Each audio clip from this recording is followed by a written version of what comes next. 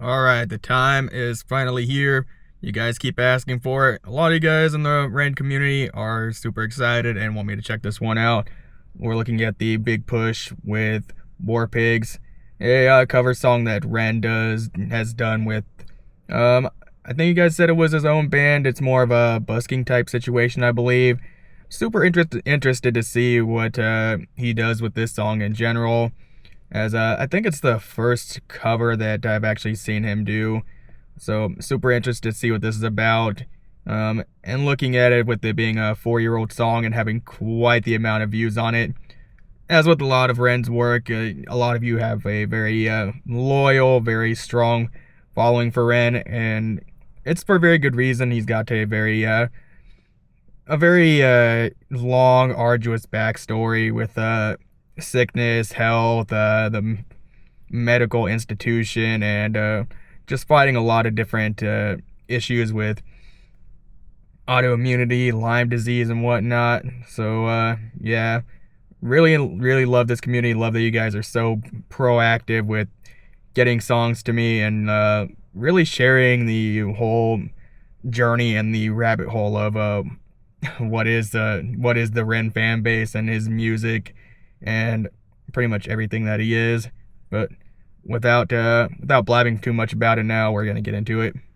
I just feel like to go straight into Black Sabbath, and that's like giving someone a massage and kicking them in the face. Yeah, man, let's fucking do it. Who wants to kick in the face? The people have spoken, Ren.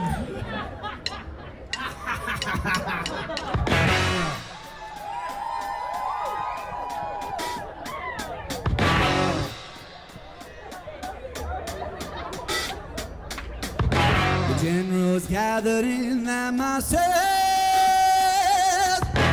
just like witches at black masses. Got a really good voice live, man. Evil minds that plot destruction, sorcerer of death's construction. In the fields the bodies burning, as the war machine keeps turning. Death and hatred to mankind,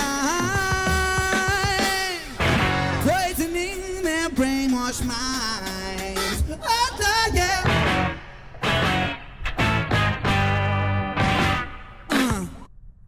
Okay, so looking at this, I don't really know if this is during or prior to a lot of the health issues that he has, but he does really good with covering a lot of covering this song in general.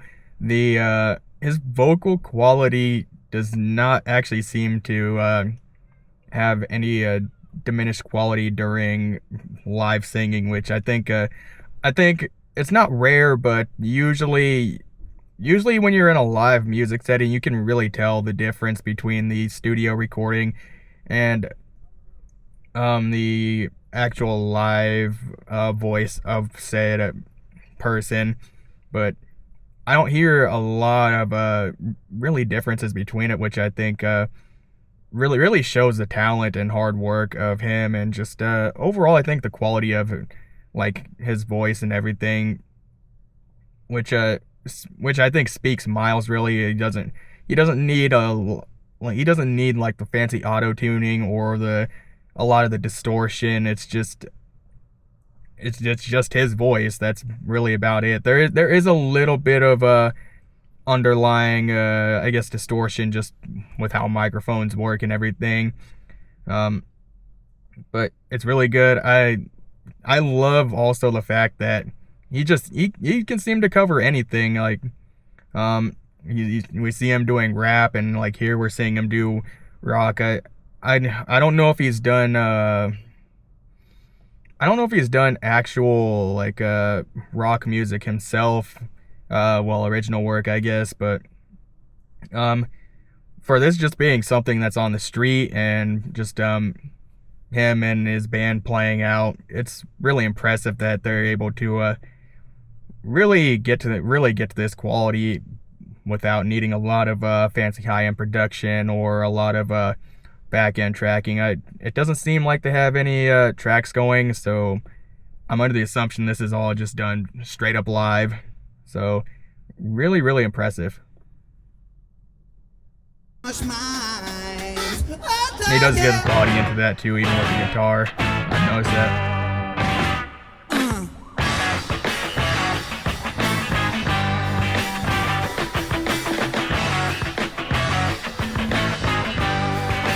Killing in the name of.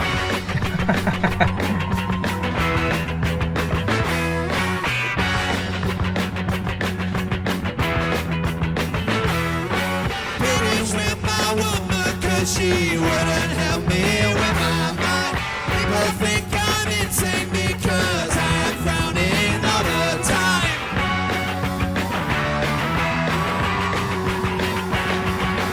All day long I think of things and nothing seems to satisfy. Think I'll lose my mind if I don't find something to pacify. Won't you help me?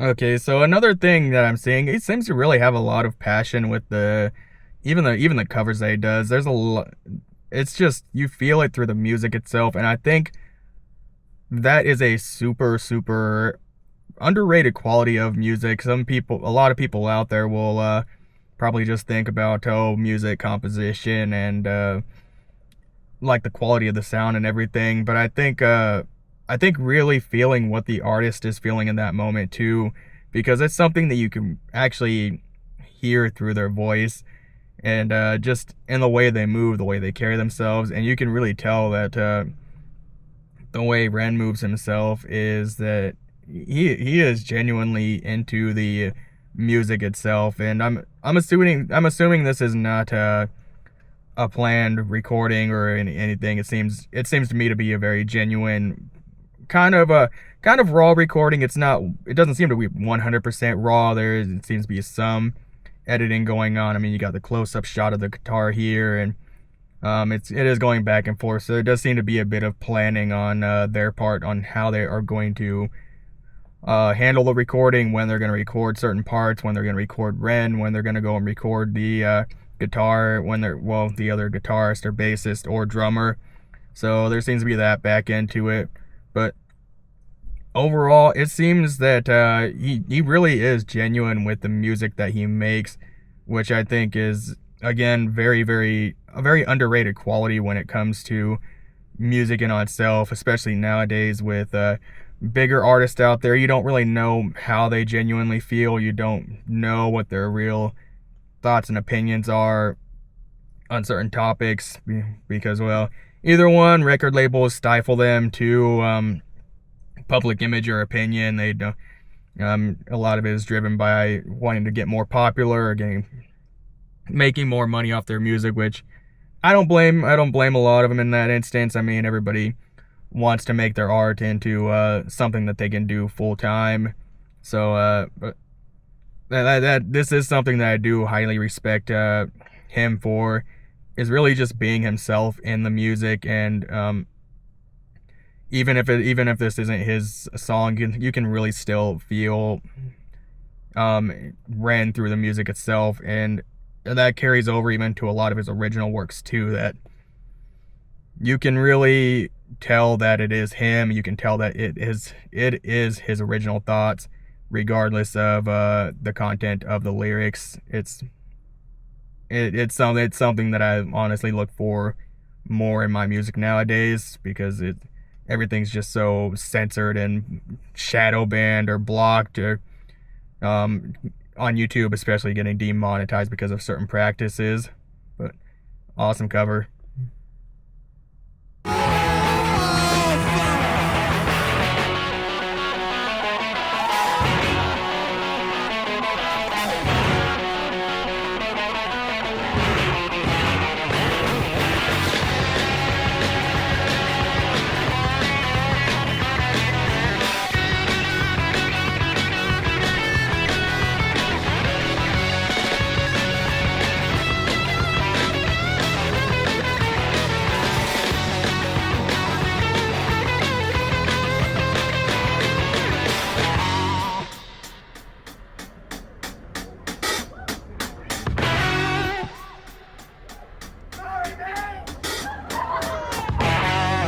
darkness will stop turning.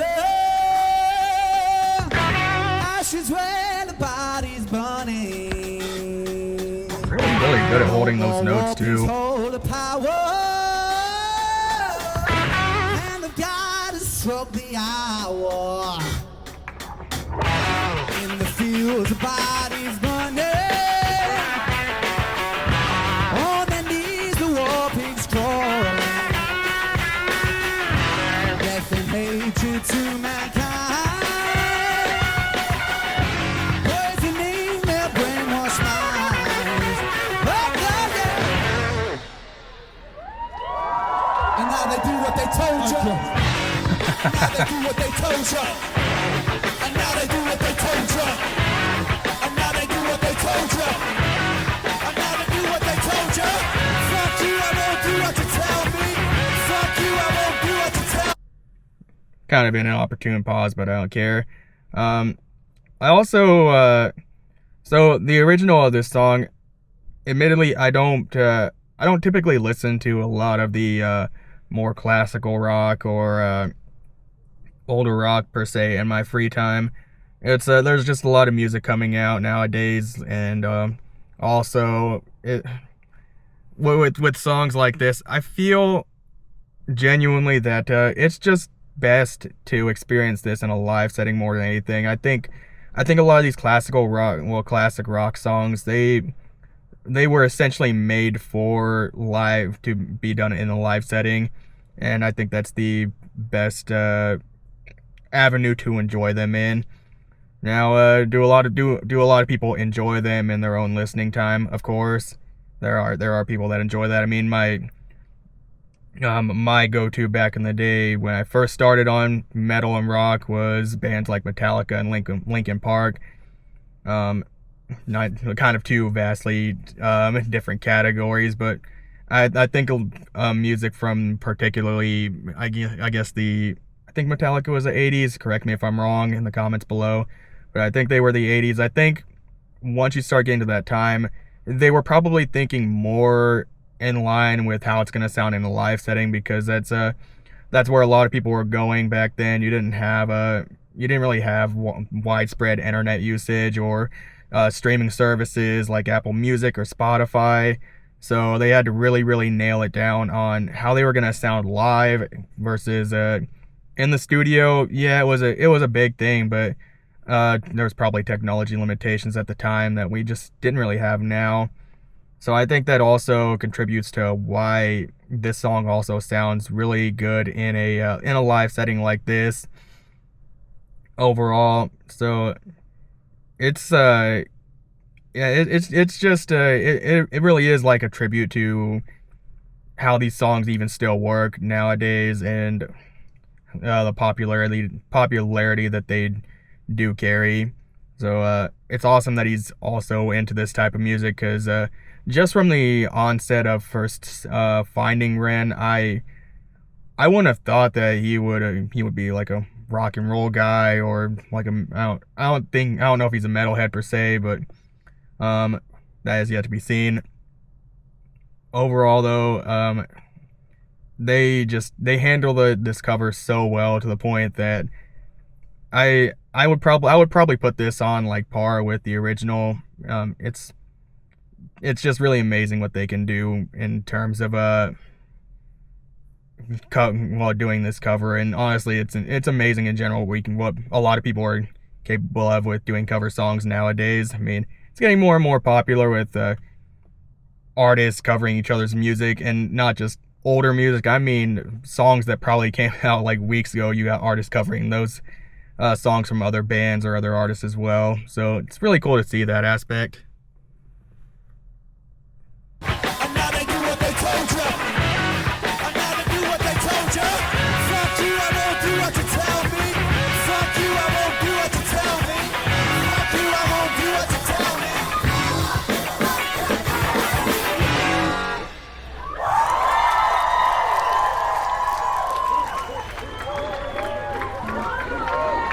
Right, thank you. All right, so having now experienced, I'm gonna assume that is the full extent of Ren's I guess genre bending craft for right now. A lot of you guys keep giving me recommendations, so again, has yet to be seen because I just keep remaining and also at the same time becoming surprised at how he is able to do a lot of these different works. But it is getting more and more common now with even in the metal community, we're starting to get like trap metal and more rap verses with rock, and we're just having a lot of different intertwining genres that to the point where one day I think we might even not see the concept of a genre just with the way things are going. But that's probably, we're still a bit of a ways off from that. Now again, I'm under the assumption that this is either one, maybe during, or two, sometime before the issues that Ren had with his health. Still really sad story in my opinion, but either way, if it is during, he's very very good with how he handles his vocals on this, and I would probably put this personally in like above the original if you ask me, but that's my personal opinion. I would probably listen to this version just over the original, but again, it is a song that I believe is just, it's meant to be done in a live setting like this, so I think that also is a contributing factor to it. There's a lot of people around in the video itself, so I think that also heavily contributes to the energy. And then also, again, you can see the energy that Ren and the rest of his band also really put out when they are playing the song, and that is a big contributing factor in bands really being successful in a live setting. I mean, I don't know how many of you have actually been to a live concert or have listened to live music, but there is a huge thing to say about crowd energy, the band's energy, because they both go hand in hand. They feed off of each other. And I can speak from personal experience, being a metalhead and a mosh pit guy, that a crowd's energy for me can make or break the experience of the concert itself, and vice versa with the band's energy as well. If the band isn't putting out really good energy, then it could also be kind of a killer of the show, in my opinion. So I think Ren does a really good job in that aspect of really putting energy out there and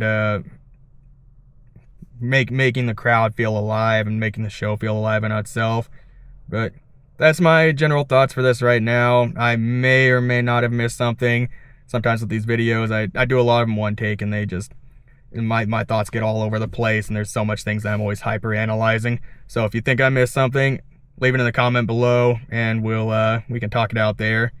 But either way, I'll see you in the next one.